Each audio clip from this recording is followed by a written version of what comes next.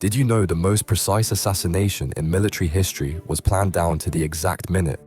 April 18th, 1943, Admiral Yamamoto, Japan's greatest naval mind, boards his Betty bomber for a routine inspection flight. He's confident. Japanese codes are unbreakable, or so he believes. But 600 miles away, American code breakers have intercepted everything. His exact flight path, timing, even which plane he'll be in. 18 P-38. Lightning fighters take off on an impossible mission. They fly just 50 feet above the ocean to avoid detection.